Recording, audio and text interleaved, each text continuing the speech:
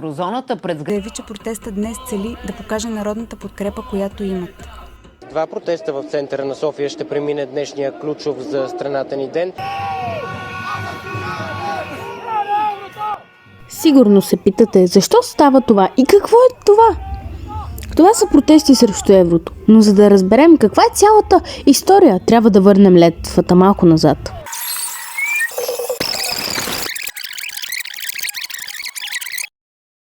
Годината е 2025.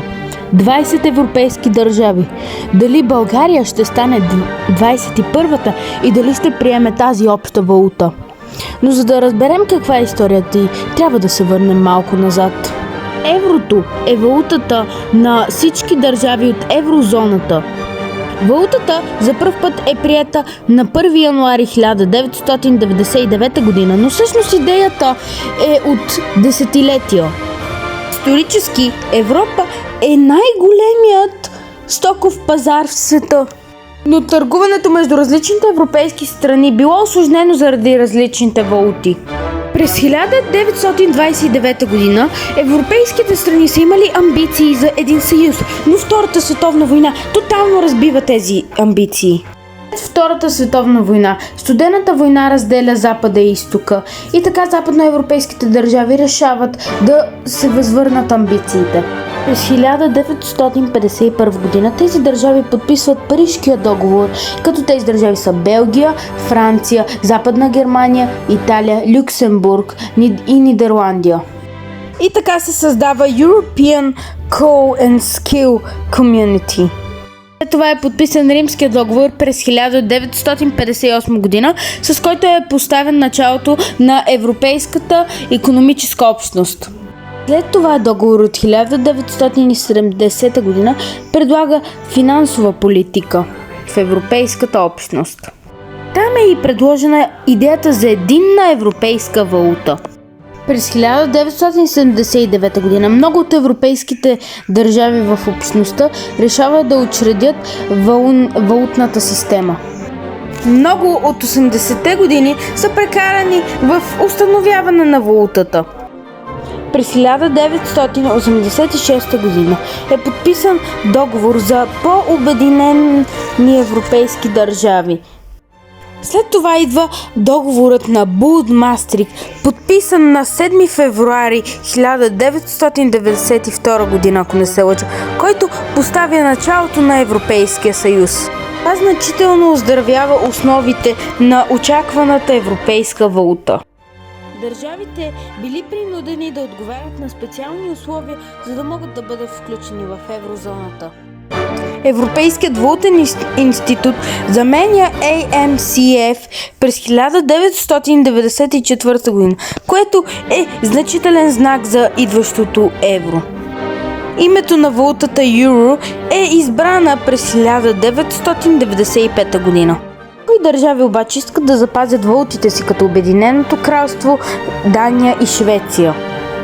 Всяка валута на европейските страни била причислена към еврото, което означава, че с колкото нараства или спада еврото, толкова и тези валути ще нараснат или спаднат. Като това е направено с цел улесняване на търговията. Декември 1998 година 1 ECU е равен на 1 евро. Еврото е прието на 1 януари 1999 година. Като старите валути са можели да се ползват чак до 2002 година, като това е било направено, за да може да се разпечатат достатъчно банкноти, плюс за да може да се връща ресто в евро и така хората да си обменят парите. И така до 2002 година Европейската банка успява да напечата достатъчно пари, за да може да покрие цяла Европа. Жителите на тези европейски държави са били изумени как толкова бързо е била премахната старата валута. Така постепенно и други европейски държави започват да приемат еврото, като Гърция през 2002 година. През 2008-2009 еврото изпада в инфлация. По това време проблемите в Европейския съюз започнали да нарастват рязко. И така оптимистичните идеи на Европейския съюз за еврото бавно и лека по лека са били свалени от някои други европейски държави, които не желаели еврото. И това е историята на еврото. А сега да преминаваме към протестите в България.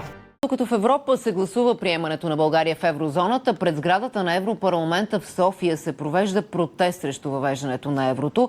Включваме сега оттам нашия репортер Стефан Стефанов. Добър ден! Добър ден! Точно така, с два протеста в центъра на София ще премине днешния ключов за страната ни ден. Първата демонстрация вече започна тук пред сградата на Европейския парламент в столицата и се провежда под мотото "Не на еврото". Протестът е организиран от гражданска инициатива и преминава под засилено полицейско присъствие. В 18:30 ще започне друга демонстрация, която е подкрепена от Възраждане, Величие и Меч. Ще проследим и двата протеста в нашия ефир.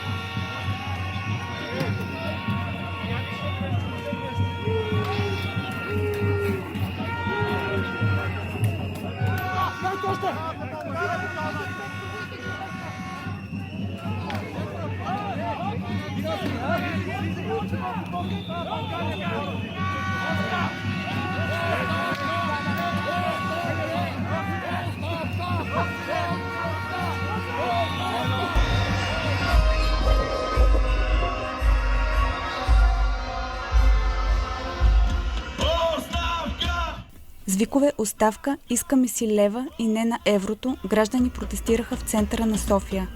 Те се събраха в пространството между сградата на Народното събрание и президентската институция. Сред организаторите и участниците в протеста бяха и представители на политическа партия Възраждане. Участниците в протеста носеха български трибагреници и настояваха за референдум за еврото.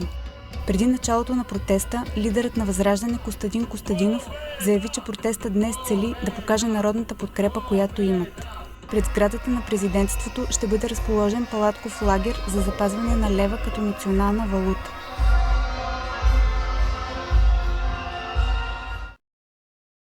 И така, благодаря ви, че изгледахте видеото до край. Не забравяйте да се абонирате за канала ми Скамбанка и да оставите лайкче. И също така искам да чуя мнението ви за еврото долу в анкетата или в коментарите. Вие за или против еврото сте и чао!